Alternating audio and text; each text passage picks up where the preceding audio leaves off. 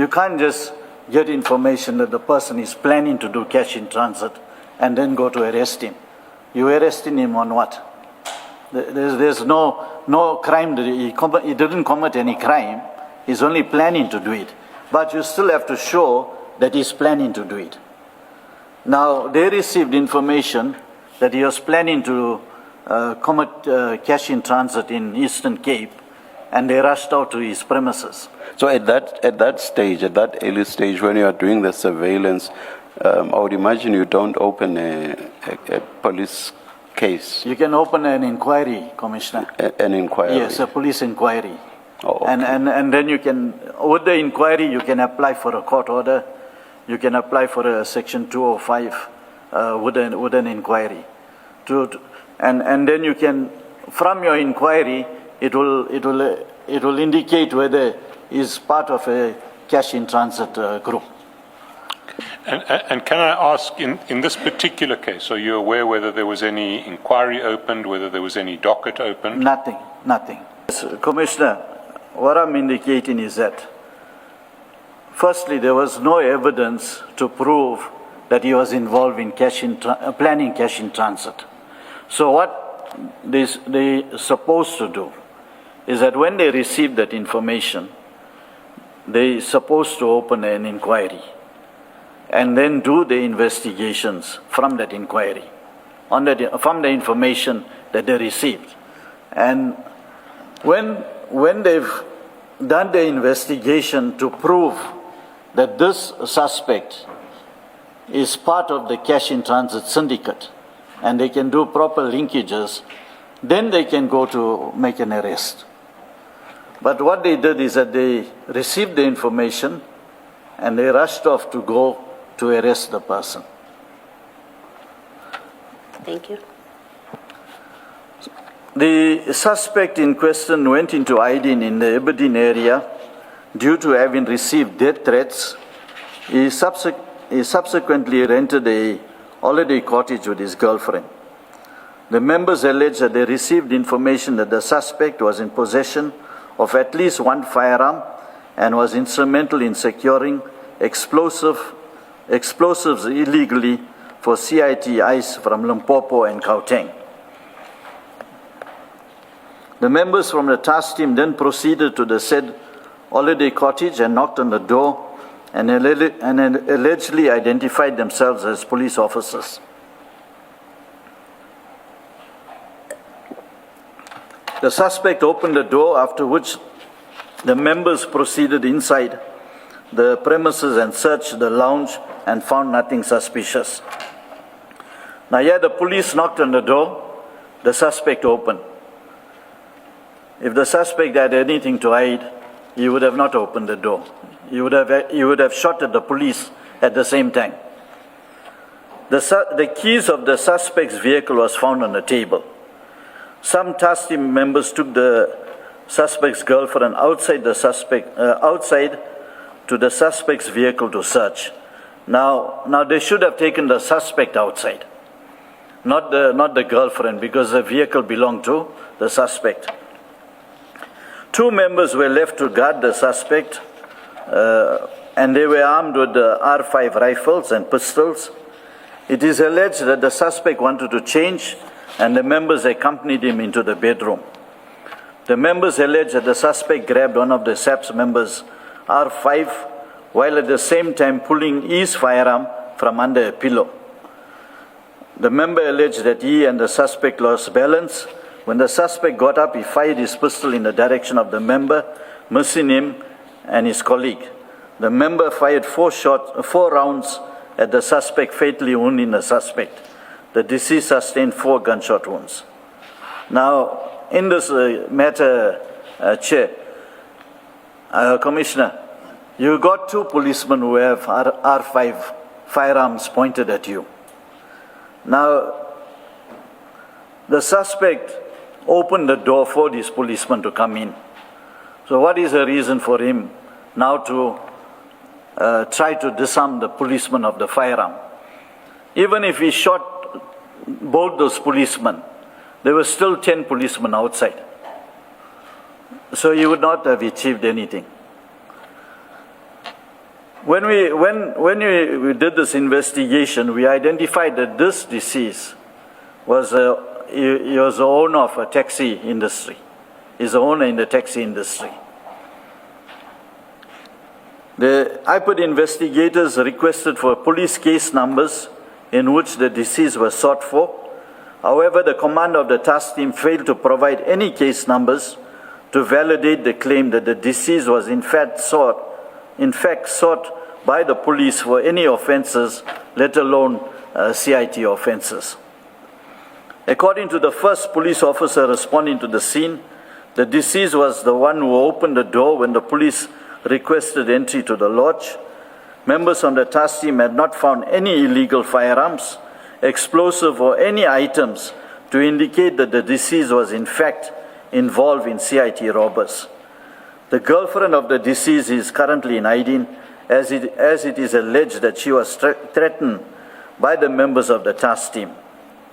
The position of the deceased on the scene of crime contradicts the version of the members of the task team in relation to his attempt to draw a firearm from underneath a pillow, as he was found at the base of the bed while the pillow was at the head of the bed.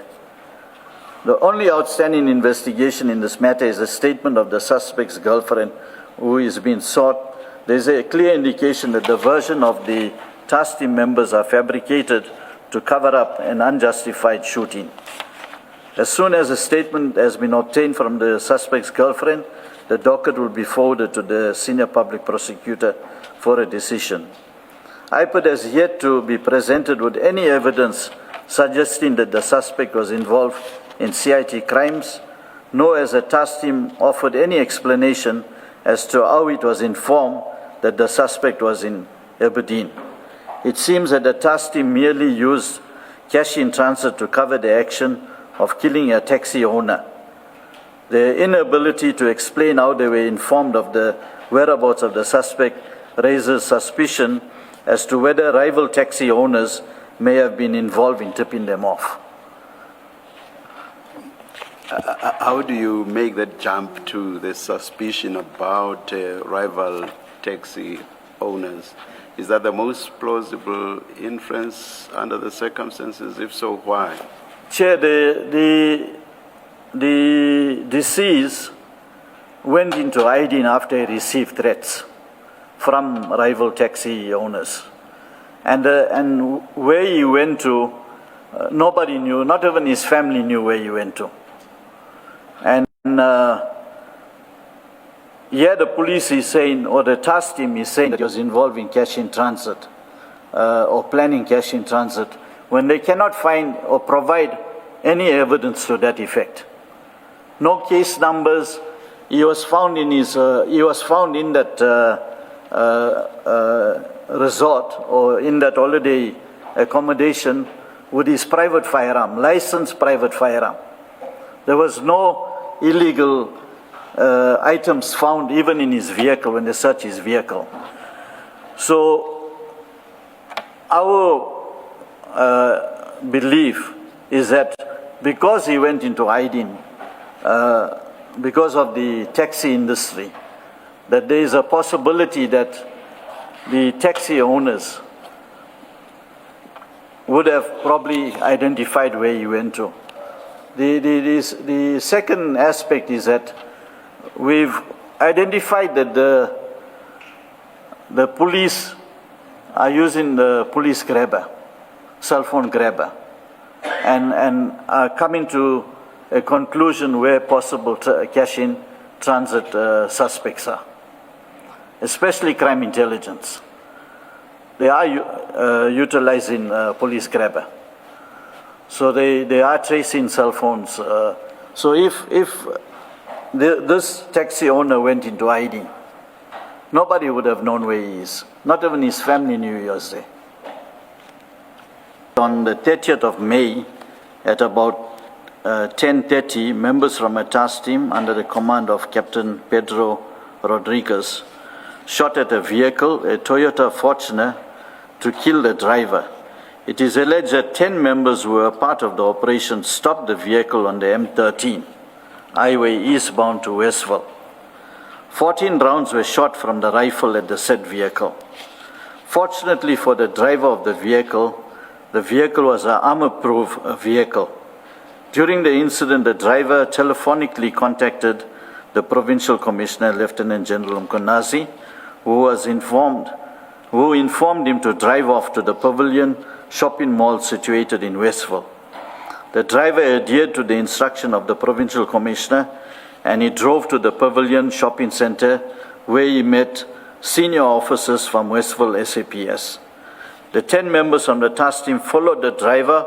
However, when they reached the Pavilion shopping centre, they were greeted by the Pavilion security and senior police officers from Westville SAPS.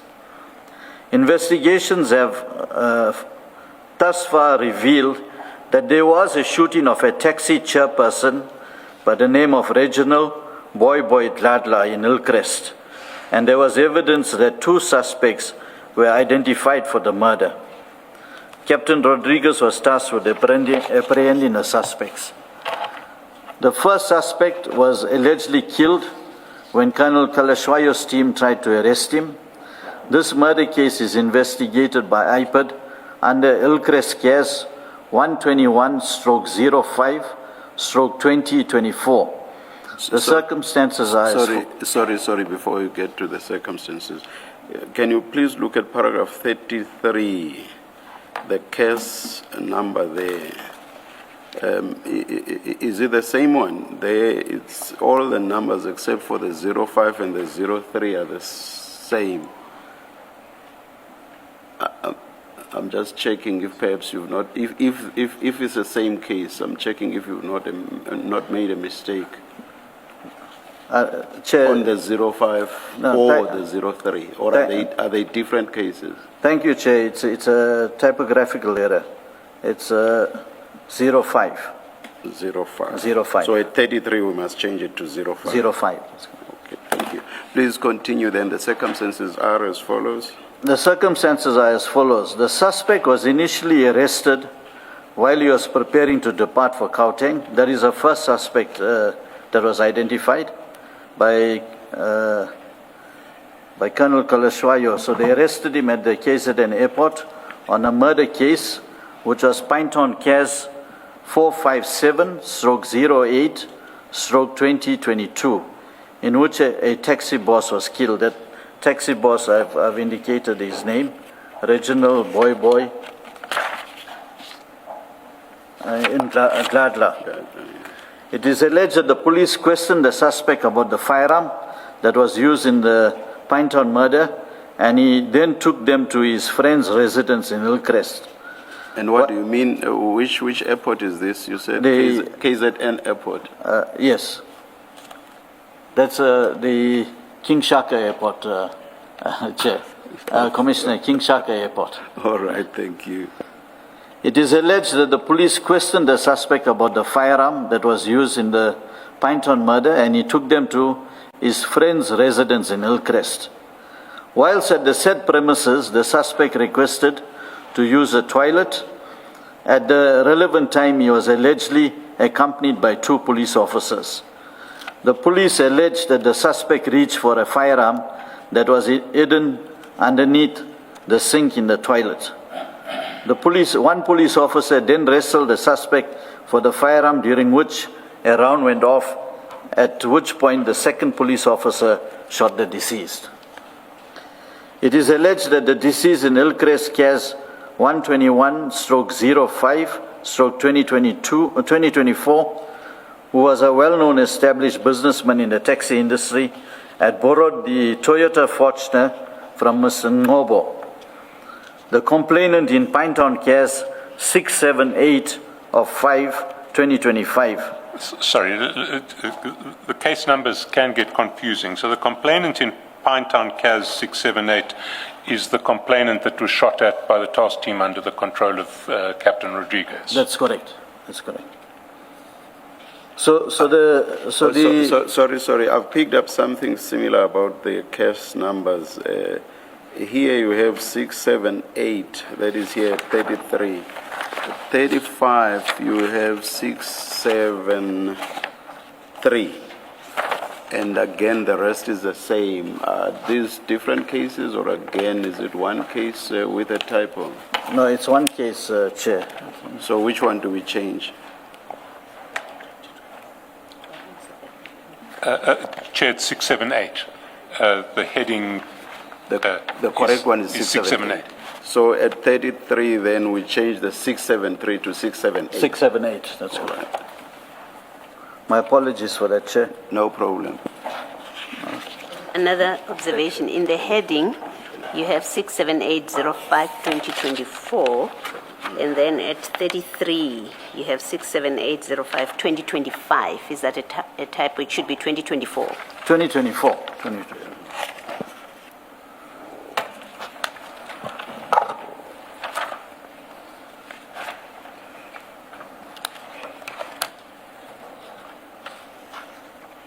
Please continue. Okay. So the first suspect for the murder of the taxi chairperson was shot when he was picked up from the airport and taken to his friend's house, where the police alleged that he tried to take a firearm that was hidden under the sink. The second suspect in that matter borrowed the Toyota Fortuner of the complainant in Pinetown 678 of 5/2024. The suspect was using the Toyota Fortuner, and Captain Rodriguez obtained information, and he'd seen the suspect driving the Toyota Fortuner. And he allegedly tried on numerous occasions to apprehend the second suspect, who was said to have been driving the Toyota Fortuner, to no avail. In the meantime, the vehicle was returned to Mr. Ngobo. So the second suspect was not using that vehicle anymore. And Captain Rodriguez was now focusing on the Toyota Fortuner. So he requested an employee at the estate where the victim resided to inform him when the vehicle was driving out of the said estate. On the 30th of May 2024, Mr. Ngobo left his estate in his Fortuner vehicle, and Captain Rodriguez was informed that the Fortuner was leaving the estate. He and his team followed the vehicle, cornered it, and brought it to an halt alongside the M13. Mr. Ngobo noticed that one vehicle had 4 occupants who were wearing balaclavas. When the Fortuner stopped on the left-hand side of the road, Mr. Ngobo saw another 3 vehicles behind him. Mr. Ngobo immediately contacted the SAPS Provincial Commissioner, Lieutenant General Mkunazi. Whilst he was on the call, the police started to open fire on his vehicle. He was advised by the Provincial Commissioner to drive to Pavilion Shopping Centre. At the shopping centre, some senior SAPS officer came and questioned Mr. Ngobo while his vehicle was inspected and photographed by members of LCRC. Due to the extensive damage to his vehicle, it was towed to Pinetown Police Station. Mr. Ngobo's private firearm was also seized by the duty officer.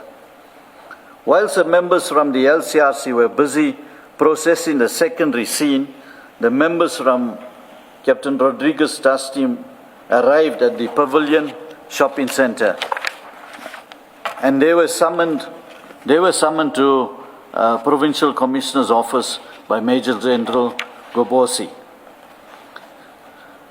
The members from the task team left the scene at Pavilion Shopping Centre without being duly processed as the members implicated in discharging of official firearm in an attempted murder case. They did not provide any explanation or justification for the shooting, nor did they provide firearm numbers or the number of rounds fired at the vehicle to the duty officer in their attendance at the secondary crime scene. Primary residue test samples could not be uplifted as the officers had left the scene prior to LCRC obtaining the samples as is procedurally required. This all took place under the instructions received from Major General Ngobosi. During IPID's investigation, it was established that Captain Rodriguez and another member's vehicle had false registration plates affixed to the SAPS vehicle that were used for the said operation. The SAPS vehicle used with unmarked vehicles used were unmarked vehicles with no official SAPS insignia or markings to show that they were official SAPS vehicles. IPID KZN proceeded with the investigation, and after discussion with the control prosecutor, arrested 9 of the 10 members of the task team, and they appeared in Pinetown Court on the 11th of July 2024, and Captain Rodriguez was subsequently arrested on the 31st of July 2024 and appeared in Pinetown Court.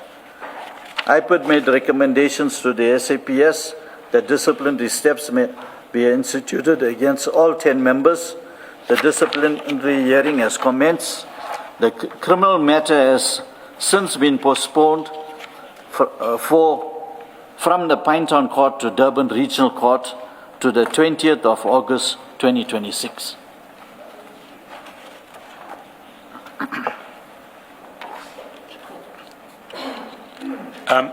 Can I just clarify one issue? False registration plates. Has any explanation been given for false registration plates? Well, the members, when they were charged, they elected to remain silent. They could not provide an explanation regarding the false number plates. But we've identified that the reason the false number plates are used so they cannot be identified when shootings take place, or if they have to leave crime scenes prior to anyone coming to the crime scene. They are not identifiable. But presumably the members involved in these shootings always, I mean, you are able to identify 3 task teams led by Captain Rodriguez.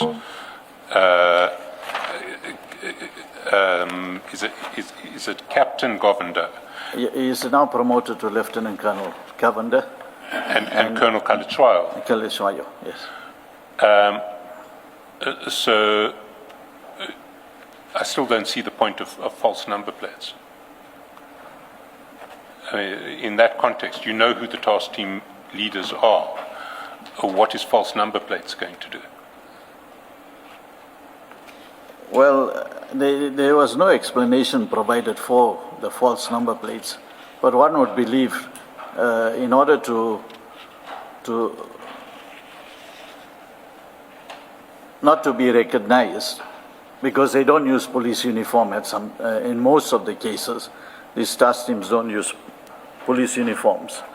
And if there is anything that happened contrary to the prescripts of the Criminal Procedure Act, then they can easily leave the scene without being identified. Chair, we've run past 11. I'm not sure if this is a convenient time to break. Yeah, just one quick question.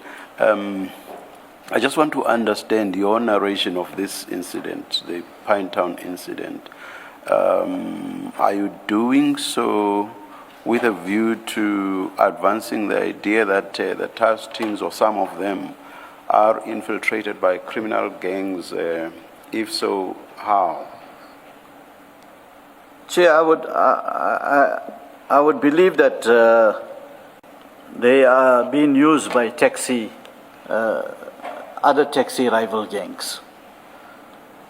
Because in this case here, the chairperson of the taxi industry in the Pinetown area was killed.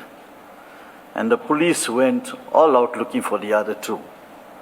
And when they found the first one, they found him at the airport. And he willingly took them to his friend's house. On that investigation where he was shot, the version of the police doesn't make sense. Because if you look at the bathroom where he was shot, there is nothing where you can put a firearm, either firearm under the zinc. There's no built-in cupboards there that you can put a firearm under the zinc. So the version is totally contradictory to the crime scene. And then they went all out for the second suspect. And when they went for the second suspect, you could see that they deliberately wanted to kill him, not realizing that the vehicle was a armor-plated vehicle. So that is why I believe that they were ordered by someone to take out these two suspects for murdering the chairperson of the taxi industry.